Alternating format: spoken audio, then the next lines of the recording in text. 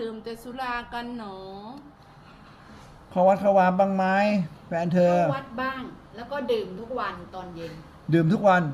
เจ้าค่ะ ดื่มเมาไหม ไม่เมาดื่มเป็นเวลา6 โมงแล้วก็ดื่มประมาณ1 ชั่วโมงจบ อ๋อดื่ม1 ชั่วโมงพร้อมกับอาหารหรือไง หรือว่าไม่มีอาหารก็จะดื่ม ก็ดื่มเป็นอาจินนะคะก็คือ ดื่มเป็นอาจีนทุกวัน 6 โมงเย็ แล้วถึงขนาดเมาไม้ไหม ไม่เมาเจ้าค่ะ อุปนิสัยของฝรั่งถ้าเป็นเมืองหนาวเขาก็จะดื่มวิสกี้ให้หายหนาวถ้ามีหิมะ อันนี้ก็เป็นเรื่องที่เขาทำกันเอง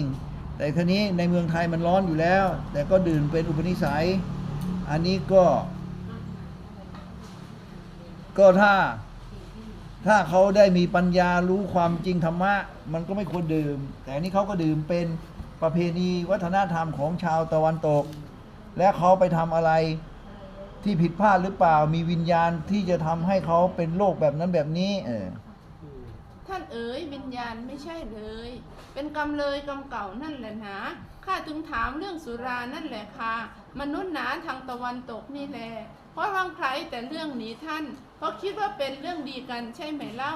มนุษย์เอ๋ยมีกรรมเลยนั่นแหละค่ะถึงได้ไปเกิดที่ตรงนั้นนั่นแหละเอ๋ยที่ตรงบอกว่ากินแล้วดีแหละท่านนะแต่ที่ศาสนาพุทธไม่ใช่เลยมันจะพามอมเมาให้หลงผิดพาให้ผิดศีลนั่นแหละท่านเอ๋ยเพราะยังไงพระเจ้าก็ห้ามอยู่แล้วสุราเมรัยใช่แล้วเพราะฉะนั้นจะไม่มีข้ออ้างว่าจะอยู่ในภูมิท่าเก่าเขาเลยนั่นแหละหนอเขาถึงเป็นเช่นนั้นแล้วพอชาติก่อนหนอเป็นคนขายสุราไงตอนนี้หนอเบอร์ไปหมดท่านคนที่กินสุรานั้นนั่นแหละหนอขับรถไปเดินไปก็ตกคลองนั่นแหละหนอเกิดพิกลพิการไงสมองเสมอไปให้หมดมันจึงคิดไม่ออกเบอร์นั่นแหละหนอร่างกายก็ยึดไม่มีแรงพอนี่แหละหนอส่งผลไงท่านเอ๋ยกรรมเก่าอดีตชาติเป็นคนขายสุรา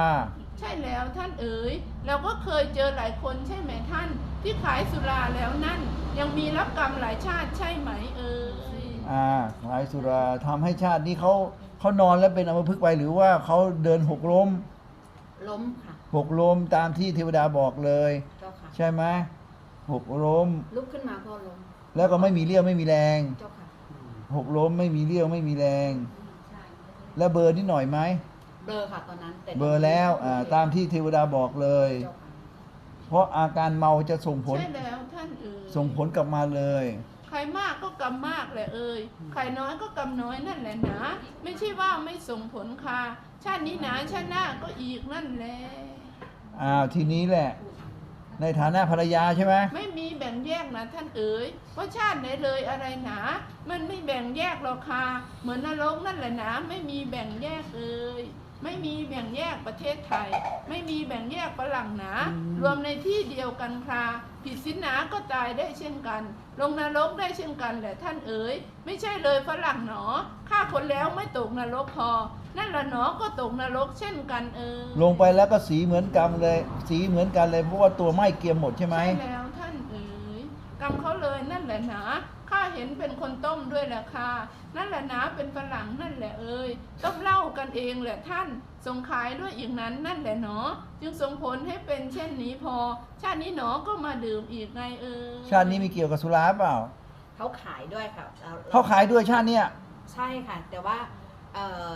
ทำธุรกิจแต่ว่าไม่คือพูดง่ายก็ยังยุ่งเกี่ยวกับวงการนี้แต่ไม่มากมายเจ้าค่ะก็จบไปแล้วตอนนี้จบไปแล้วตอนนี้จบไปแล้วเจ้าค่ะจบไปแล้วนั่นคืออดีตชาติก็เป็นชาตินี้ก็เป็นเพราะนั้นก็เลยส่งผลเขาตามนี้แล้ว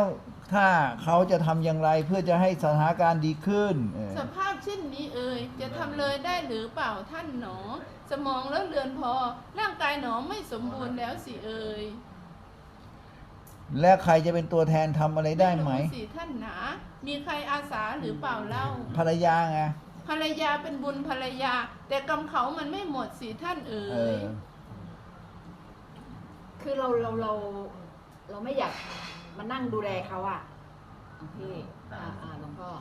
ก็คือถ้าเราจะเขาเรียกอะไรกระทบผลกระทบมาที่เรา เราต้องคอยดูแล เวรกรรมจะส่งเขาแล้วใช่ไหมส่งผลให้เขาแล้วใช่ไหม ใช่แล้วท่านเอ๋ย ก็เป็นเรื่องที่เธอจะต้องไปพิจารณา ถ้าเธอมาถามว่าเป็นเพราะเหตุไรเทวดาก็บอกว่าอดีตเขาก็ต้มสุรา และในชาตินี้เขาก็ยังเป็นคนที่เกี่ยวข้องกับสุราอยู่ดี เจ้าค่ะ เพราะฉะนั้นก็เป็นเรื่องที่ ก็คือตอนนี้ก็คือปฏิบัติเข้าไปทำบุญทำทานรักษาศีล นั้นก็ทำไป เนาะ แต่ว่ากรรมมันก็คือกรรมอ่ะ เจ้าค่ะ จะให้มันแบบปกติ ลบกัน เดิน ไม่ได้เข้าใจเจ้า เดินเหมือนเดิมเลยมันไม่ได้ เพราะว่าเธอต้องเข้าใจนะ คนขายเนี่ยนะ มันทำให้ชีวิตของคนอื่นเขาพังพินาศหมดเลย เจ้าค่ะ ลูกเมียตีกัน สามีภรรยาแยกกัน ผู้หญิงเสียตัวมีชู้ ใช่ไหมพ่อแม่ฆ่าลูก ลูกฆ่าพ่อแม่ พี่น้องโกงกัน เพื่อนฝูงทำลายกันด้วยสุราทั้งนั้น โอเค สรรพสัตว์ทั้งหลายตายเพราะคนขาดสติกันทั้งนั้น เจ้าค่ะ อุบัติเหตุก็จากพวกสุรา ร่างกายก็ป่วย งานการก็พังพินาศหมด แล้วผิดศีลทุกอย่าง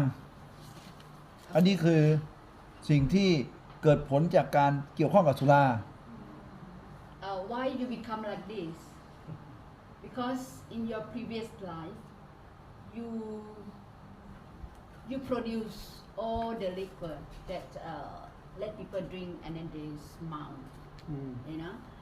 that is your previous life เอายังไง and ท่าน this เอ๋ย life you also come here ก็คงจบตรงที่ว่า you drink เขาก็ต้องไปดูแลชีวิตเขามีอะไรแนะนำให้เขาอีกนิดนึงบ้างไหมว่า ไปทำอะไรให้เบาจากที่ ก็ เป็น เขาเอ่ยอยู่แล้วท่านเอ๋ยทำดีเลยทำไปสินะสวดมนต์ภาวนาก็ทำคราใส่บาตรหนาก็ได้นั่นแหละเอ้ยปล่อยสัตว์เลยก็ได้แลช่วยเด็กน้อยที่ขาดแคลนพ่อแม่หนาทำดีได้หมดนั่นแหละคราทำดีหนาก็ได้นั่นแหละเอ้ย อ้าว แต่จะให้หลุดมันไม่ได้สิท่านเอ๋ยตัวเขาเลยไม่สามารถทำได้หนาตัวเขาเป็นคนก่อกรรมขึ้นมา ตัวเขาหนาต้องเป็นคนแก้ไง มีเขาเรียกอะไรตัวเองทำไม่ได้ ส่งเสริมให้คนอื่นทำได้ไหม ทำได้แต่ไม่หมดไงล่ะท่าน ทำได้ไม่ขัดขวางกันไงหนาข้าบอกแล้วทำดีทำเถิดค่ะแต่จะหลุดบนน้ำไม่ใช่เลย ก็คงต้องค่อยๆทำไปจนกระทั่งกรรมมันก็เบาบางลงเดี๋ยวเผื่อว่าบุญสติทำให้เขามีสมาธิสามารถที่จะกำหนดอะไรได้บ้าง ก็จะเยียวยาเข้าไปตามนี้ so you have to build yourself and you have to กฎแห่งกรรม accept the precept เยอะมากมายเลยท่านเอ๋ยมนุษย์เลยเรื่องยุ่งกับสุรา เห็นเป็นเรื่องสนุกสนานเฮฮาเห็นเป็นธุรกิจหาเงินง่ายนั่นแหละเอ่ยใครๆก็ชอบใครๆก็เห็น ใครๆก็ดีใจที่เห็นเช่นนั้นหนาแต่กรรมส่งผลนั่นแหละค่ะเวลาส่งผลหนาไม่มีใครเห็นใจเอ่ย อ้าว you have to ตาม accept นี้ your นะ karma ตามนี้โยมทำได้แค่นี้ไม่สามารถแก้ไขอะไรได้ เจ้าค่ะ เดี๋ยวค่อยคุยกันตามนี้จบขอบคุณ คือ ท่านเทวดาไล่ต่อไป 11